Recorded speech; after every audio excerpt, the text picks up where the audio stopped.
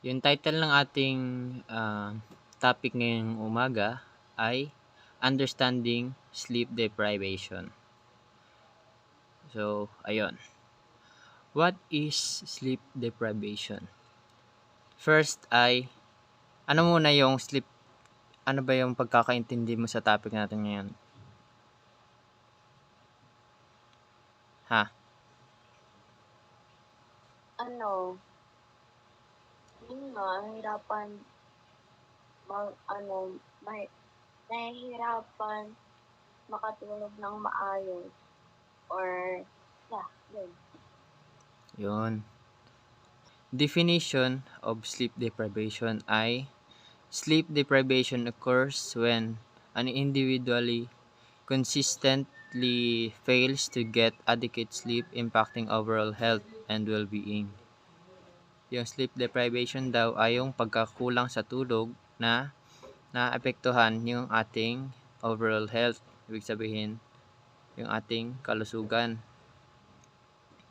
Number 2, common causes of sleep deprivation. Various factors contribute to sleep deprivation, including stress, lifestyle choices, and medical conditions that disturb sleep patterns. So, ayun. Yung nagkakos daw madalas ay mga stress, lifestyle choices, and medical condition. Sa case mo naman ay pwede naman siyang stress sa school or sa mga assignment, 'di ba? At sa lifestyle choices naman, naga-coffee ka ba or madalas ka bang mag-consume ng mga matatamis bago matulog? At mga medical conditions.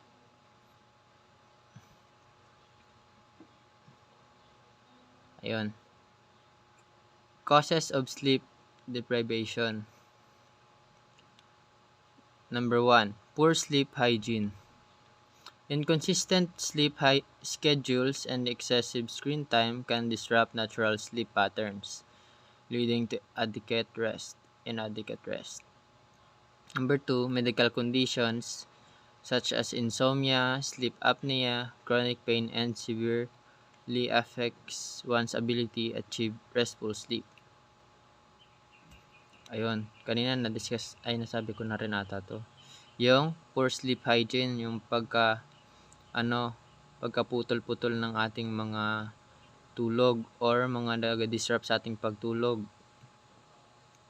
At mga medical conditions, which is mga nangyayari madalas sa mga matatanda or may mga sakit na napipigilan sila matulog. Ito, effects of sleep deprivation. Number 1, impaired cognitive function. Sleep deprivation can lead to difficulty concentrating, poor memory, and impaired decision-making abilities, significantly affecting daily tasks and overall productivity. So, ayun, 'di ba? Sabi mo nakaraan, nahihirapan ka mag-concentrate. Ha? Ito daw ay mga effects ng sleep deprivation. Yung parang nagiging sabog ka sa klase or mga poor memory, makalimutin, at mga impaired decision-making abilities. At increased risk of illness. 'Di ba? Sabi mo kakaraan nung nag-interview tayo ay parang nanghihina ka or madali ka magkasakit. Yung lack of sleep ay nagpapahina ng immune system at nagiging mas susceptible tayo sa infections at mga chronic disease tulad ng heart disease at diabetes. At next ay emotional instability. Sleep deprivation can cause mood swings, anxiety, and even depression, severely impacting mental health and interpersonal relationship. Ayun. Napansin mo ba na na pagkakulang ka sa tulog, parang mabilis kang ma-irritate or madali kang magalit, ganon. At ayun, posible ka rin maging anxious at even depression. Ito daw ay madalas ay nakaka-cause ng mga conflict sa ating mga relationship sa ibang tao. So ito, tips for better sleep. Yan, makinig ka, mag-quiz tayo mamaya. Number 1, establish a sleep schedule. Go to bed and wake up at the same time every day to regulate your body's internal clock. Ayun. Dapat daw ay palagi dapat may regular kayong mga time ng pagtulog para ma-regulate yung iyong body clock. At teens needs about 8 to 10 hours of sleep per night. Their bodies naturally fall asleep later and wake up later. So ayun, 'di ba pagka matulog tayo minsan ay kahit yung gabing-gabi na matulog, kaya tanghali na magising. Ito, best sleep time is between 9 p.m. and 11 p.m. Wake time is between 5 a.m. and 7 a.m. Yan, tandaan mo yan ha. Pagka, ano ulit yung sa sleep time? Anong time ng best sleep time? 9 to 11. Yung wake time. Yung wake time.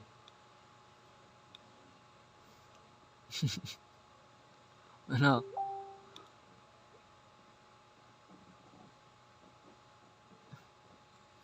5 To 7? 5 to 7. Yan. Makinig ka kasi. Number 2, limit screen time. Reduce exposures to screen at least 1 hour before bed to improve sleep quality. Ayun, dapat daw at least 1 hour ay before ka ma-sleep ay dapat hindi ka na muna mag-phone. Dahil nagkakos ito ng suppression of melatonin. Yung parang blue light na galing sa screen ay nagre-reduce ng melatonin production. Yung melatonin naman ay yun yung hormones na nagsisignal sa ating body na time na sa pagtulog. Kaya pagka hindi mo tigilan yung phone ay madalas magiging late ka talaga matulog. Number 3, create a relaxing environment. Make your bedroom as peaceful sanctuary by keeping it dark and cool and quiet. Ay, wait. Parang na.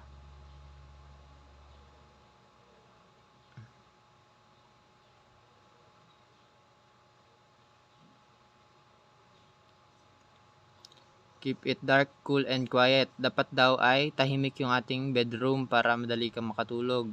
Kailangan rin naka-turn off yung light. Or kung hindi man ma-turn off yung light ay bawasan mo yung lights para madali kang makatulog. At keep it cool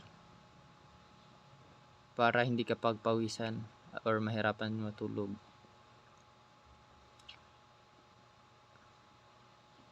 So, yung ating text ngayon ay makikita sa 1 Corinthians 6 verse 19 to 20.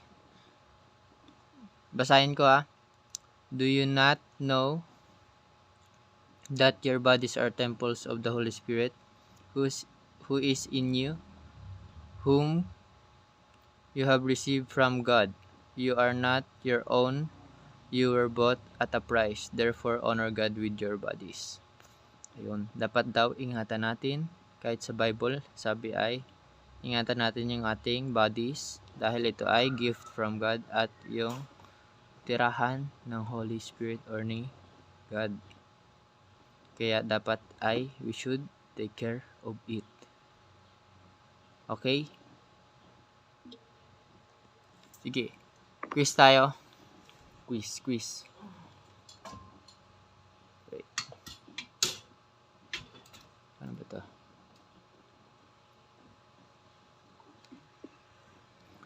Quiz. Ano ulit yung yung 3 tips? 3 tips. Number 1, establish Establish a sleep schedule. Number 2, Limit screen time. And create a peaceful environment. yun. I-apply mo yan sa sa ginagawa mo Dapat gawin mo yan sa bahay. Para hindi ka madaling magkasakit. So, ayun. May questions ka pa ba? Wala na. Okay. Thank you. And see you next time. Okay? Bye. Yes.